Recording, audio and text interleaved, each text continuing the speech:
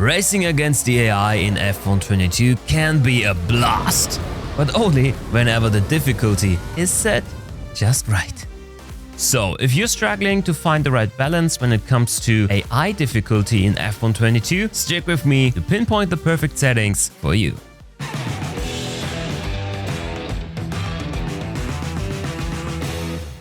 Let's start with the AI difficulty system itself, and if you should aim to use the newly added adaptive AI or fall back on the well-known point system before I tell you exactly how to find the right numbers for your skill level.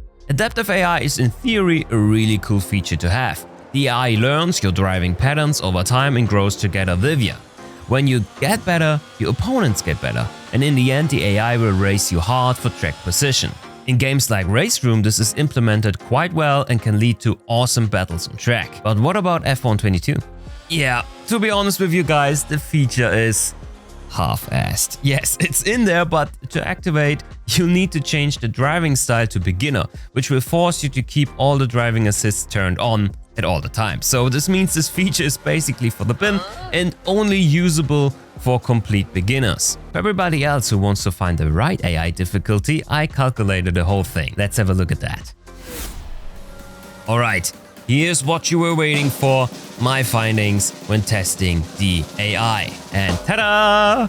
All you have to do now is to set up a GP on Bahrain and enter a one-shot quali to find out where your pace currently lies. Isn't that perfect?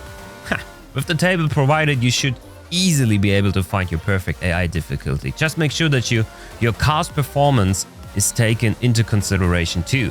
When you take a hot lap in a Williams, you shouldn't match your time achieved with the pole lap, but rather aim for maybe last to get a representative result. Also keep in mind that the AI has its strength in the qualification mode. When entering a race, it's not unusual for the AI to be several seconds slower than before, which will lead you to plowing through the field at times. And for everybody who can't stand Bahrain, also prepared Monza. You're welcome. One of the easiest tracks on the calendar and a good indicator on how to set the perfect AI difficulty. Further, if we have a closer look at the table, we can see that the distribution of faster lap times to higher AI difficulties not really balance out evenly. For the AI levels 20 to 70, the opponents will roughly get 1.2 to 1.8 seconds faster per 10 steps. After that, the AI will gain lap times slower with each level up until 100. This is to make the game more customizable for the average Joe who knows their way around sim racing a bit already. And after level 100, it really gets crazy.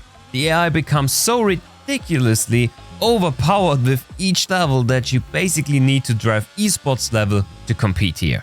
Generally, I would say don't be ashamed to run a difficulty around 60 to 80. Some content creators that do nothing else than play F1 all day may tell you otherwise, but running a qualifying session with 80% will need you to step up big time and will punish every mistake you do if you're racing for pole position.